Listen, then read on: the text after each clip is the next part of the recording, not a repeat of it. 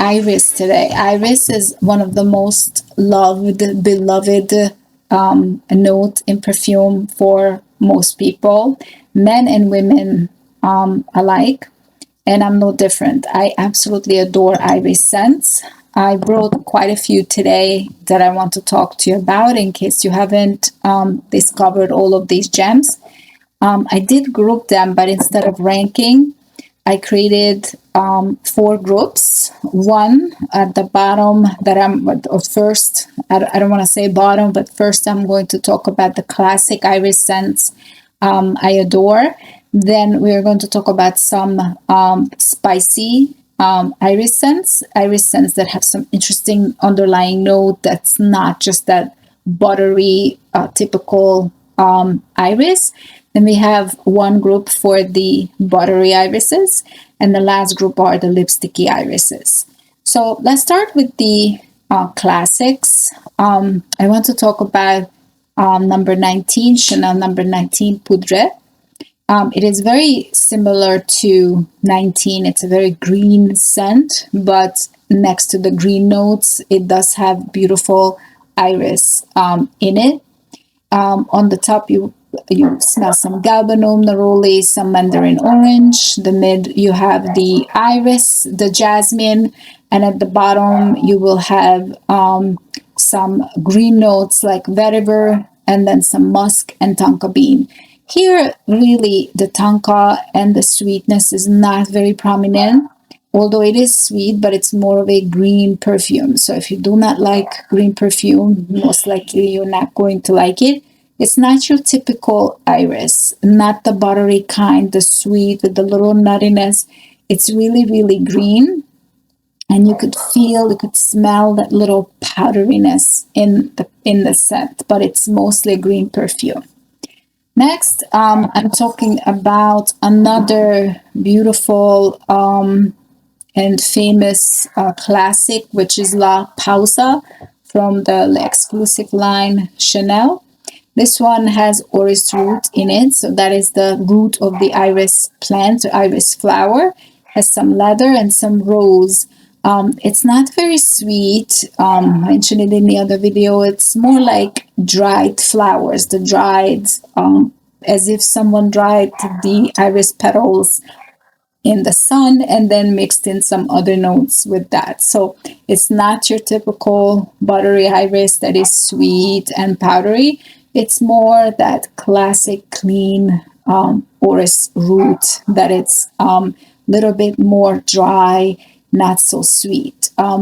Many people love it. I like it. It's not my favorite iris, but I do like it. Next group is the category where I added some perfume that has some interesting notes next to the iris notes. Number one would be here Iris Torrefi from Guerlain. This one is a discontinued gem, but you could still find it at discount sites. Sometimes individuals sell it on the secondary market. Sometimes it gets really expensive. People have gotten a little bit greedy with the pricing. What makes this one interesting is the coffee note. So on the top of it, you have the coffee, which will heat your nose first. Some cardamom, some bergamot, and then in the mid you will have iris, ambrette seeds, and at the bottom you have the leather, the tea, the vanilla, and some amber. All the notes are beautifully blended together. Again, what hits your nose first is the coffee, and then with the coffee you have that beautiful iris underneath. Another gem that is also discontinued but similar to Torrefi, you could find it on the secondary market. It's Iris Empire by Carolina Herrera. This one was made for the Middle Eastern market. You could still find it every once in a while. It does pop up on discount sites. Individuals also sell it quite often. This one has some cinnamon and Havana on top. Then you have iris, violet, and at the bottom you have leather, chocolate, patchouli, benzoin, and olibanum. So in this one, the chocolate and the leather and the patchouli mixed with that beautiful iris and a hint of cinnamon on top gives a little bit of that spicy iris kind of feeling. So it's not your buttery typical iris either. It has a little bit of spiciness, some depth to it that makes it super interesting.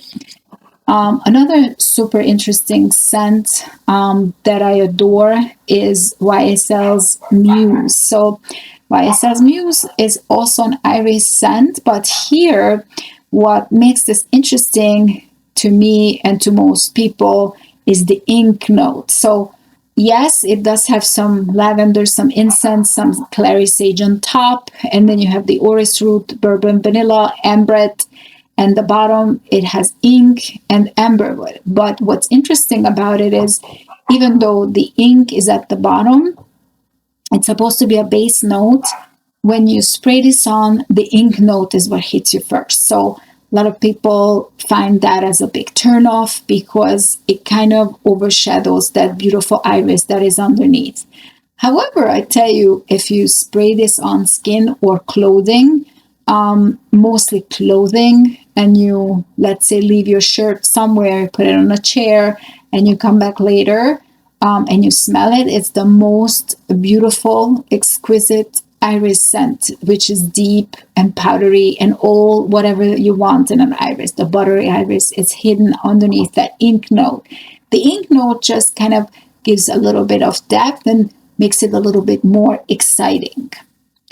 Okay, so those were the interesting irises. Now we are moving on to the ones that are the typical buttery irises to my nose. So first I'm going to talk about one that is not super popular, and not a lot of people know this one. It's Gritty's Beyond the Wall. It comes in this black bottle. It's relatively inexpensive. You could find it on discount sites very easily. It has Artemisia, ginger, and violet on top, and then it has a milk note in the mid, along with the iris and the black tea. At the bottom, at the base, you have the cardamom, the white musk, and the sandalwood. It is super buttery to my nose, so yes, it does have all these notes. Definitely the milk. You could sense some lactonic quality, and the beautiful buttery iris is underneath it all with that tea note. So it's nicely mixed together. You can really make out the individual notes. All these nuttiness that the cardamom gives and the sandalwood just makes the scent a little bit longer lasting and a little bit deeper. But it is, when you smell it, the most beautiful buttery iris, one of the most beautiful ones amongst the buttery scents, the buttery iris scents. Next, there's another discontinued gem that is still available in a lot of places. Is Jimmy Choo's Irish Crush. This one is also a beautiful buttery iris. On the top you have freesia, neroli, and pink pepper, and in the mid you have iris, lipstick, heliotrope. At the bottom you have tonka bean, musk, and patchouli. So yes, it does have the lipstick note. The reason I didn't put it with the other lipstick scents, because to me this is more of a buttery iris. When you smell it, it does have some lipsticky quality. I could have put it with the lipstick irises as well, but it is very, very powdery, buttery, fluffy. And it also lingers quite a while. Again, it's not super expensive, even though it has been discontinued. You could still find it on the secondary market. Now, next, I want to talk about one that also has been discontinued, but this is one of the best iris scents that has ever been made, created by humans. And this is Iris Druggies by Maison Lancôme. So this is a highly sought after bottle that people are still trying to hunt down all over, even from Europe or from buying it from other people. It goes for a ridiculous amount of money, but every once in a while you can find discounted bottles in perfume groups or even from secondary sellers. This one has some bergamot and pink pepper on top. Then the iris flower. So this one has both the iris flower and the iris root. So in the mid, you have the iris flower, some almonds, some sugar, orange blossom, and freesia. And at the base, vanilla, iris root, white musk, and isoe super. So it's mixed with that almondy, sugary orange blossom. So you have all those beautiful flowers with the freesia, and then you have the orris root with the vanilla and the white musk. It just creates this beautiful, nutty, buttery iris. It's literally the best buttery iris that is out there. I don't know why they discontinued this or why they haven't made something even remotely similar since this was released. I'm not sure. The next one that I would highly, highly recommend is also a little bit expensive is the Iris Pallida from Guerlain. It's the X-Trade. Guerlain makes the best vanillas and I think the best irises, or one of the best irises out there. So this one has Iris Pallida, musk, almond, white suede, and sandalwood.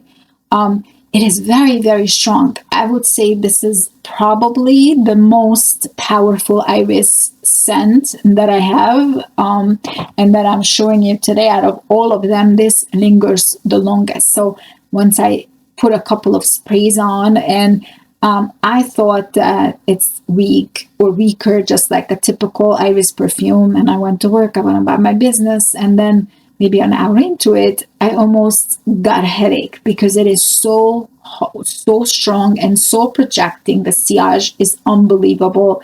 So even though it is a small bottle, you put a couple of sprays, maybe one or two, and you're good to go, because otherwise it's too much. It becomes too much. Okay, the last one in the buttery iris section is Commence from Chanel.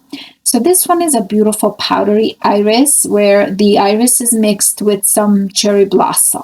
So cherry blossom is on top with some aldehydes, and the mid you have the iris flower and some heliotrope, which is also giving that beautiful powdery scent profile. And at the bottom you have musk. This is the most beautiful, creamiest iris. It is also pretty strong, meaning it will last on you for a long time. It is projecting. It's one of the best iris perfumes out there. I enjoy this tremendously. And then the last category is the lipstick irises, right? So some people prefer the irises dry, other people like it buttery, and then some people want that lipsticky scent profile. So one is Anish House, the Hellenist, came out with the Labra the Morph. Maybe it was last summer or 2 summers before. I can't even remember. It was one summer that I discovered this beauty. So this one has violet leaf, heliotrope, peach on top. Then you have some iris, violet, hazelnut in the mid. And the base has cashmere, vanilla, and tonka bean.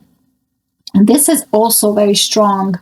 You don't need to overspray it. It's really, really very, very, very lipsticky. So if you're bothered by that lipsticky undertone in perfume, in iris perfumes, then don't get this. It's probably the violet, the heliotrope, the iris together plus the violet creates this really heavily lipsticky scent profile. And the peach adds a little bit of fruit, which also makes it a little bit sparkly. I like it. It's beautiful. Next is La Baguette from Fendi. So the Fendi line was very interesting to me. I tried several of them and I didn't really enjoy most of them, I would say, but La Baguette is a masterpiece. It is a bit polarizing. Some people love it and others don't care for it as much. It's a very simple composition, has some vanilla, iris flower, and some white leather. To me, what this smells like is a beautiful, expensive facial cream or cold cream on the dried down with some iris sitting on top. It's absolutely breathtaking to me. it comes out a little bit better on skin. So this is another one where you cannot just spray a little bit on a paper or a strip and a little bit on your hand and just, go about your business. You really have to try a full wearing experience with it. And then you could smell that beautiful creaminess on the dry down. It's really like a cream. It's not just creamy, it's actually a cream, like a scented body lotion is what it reminds me of when you wear it on for an extended period of time. Next one, I want to talk about a classic lipstick scent that a lot of people adore. It is still available on the secondary market. It's Replica's Lipstick On. A lot of people swear by this and swear this is the best iris ever made. And I happen to agree with that. This is definitely one of the best iris scents and one of the best lipstick scents. Again, this one has some heliotrope on top, bergamot, neroli. Then you have the iris in the mid with some galbanum, some orange blossom, and the bottom has the tonka bean, bourbon, vanilla, and patchouli. Not too much patchouli. It's the classic lipstick scent. It's literally perfect. It's perfection. So there's no fruit here that kind of takes your attention or takes your attention somewhere else. It is really a beautiful heliotrope with that lipsticky, irisy orange blossom. It's sweet. It's a little bit nutty. It lingers on your skin. It's not particularly heavily projecting, or the sillage is not tremendous, but you have a beautiful scent bubble of that lipsticky iris scent that a lot of people adore so much. Next one is Rose Sherry from Guerlain. So this one is the new version of French Kiss. French Kiss and Rose Sherry have similar notes. I guess this is the modernized version of French Kiss. I, at some point, was hunting for that old bottle because I tend to think that the old Guerlain bottles, the ones that come in the 75 ml with the rectangular shape, are the best ones, and they're more dense and they're worth the price and they're much better. I ended up buying some of those. The vanilla, I bought the Spirituous Double Vanilla. I bought Neroli Outro Noir, and I also bought French Kiss. I got it at a very good price. When I got it, I sprayed it on and I was really disappointed. That's not what I was expecting. The lipsticky iris wasn't quite there for me. There was just some other note in there that kind of bothered my nose. It just took away from that lipsticky iris that I was looking for. I think Rose Cherry is actually better than French Kiss, or actually, for me, it's better because it is closer to what I'm looking for. Again, it's not my favorite lipstick iris, but it's definitely beautiful. It has some violet, heliotrope, and some rose, musk, and tonka bean. So the rose makes it a little bit different from the other lipstick scents. The rose is always a little bit more overpowering in perfume when you add rose to delicate scents like iris. The rose will dominate more. So you could smell that here definitely. So it is a little bit musky, rosy, musky, and it is powdery from the heliotrope, but it's not as pure, clean iris of a scent that I'm looking for in an iris. But again, it's an interesting iris. It is lipsticky. So if you're into that, I highly recommend this one as well. Another beautiful lipsticky scent is Misia from Chanel. So this one, Misia, is also a very classic lipstick scent, and it's one of my favorite. I find this a little bit better to my nose, more pleasant than Rose Cherry or French Kiss. It feels a little bit more balanced.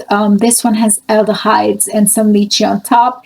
Then you have raspberry, and also has some rose, but the rose is not dominant here. Some peach, and at the bottom you have violet, some powdery notes, orris root, leather, vanilla, tonka bean, and benzoin.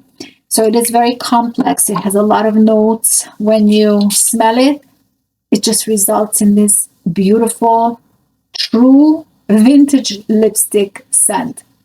So if you like that and makeup scent in general, this is truly one of the best and most realistic makeup scent on the market. And that was it for Iris today, guys. I hope you enjoyed the hunt. Some of these gems are available still easier than some others, but they're all available if you have the persistence and the courage to look for them. Good luck.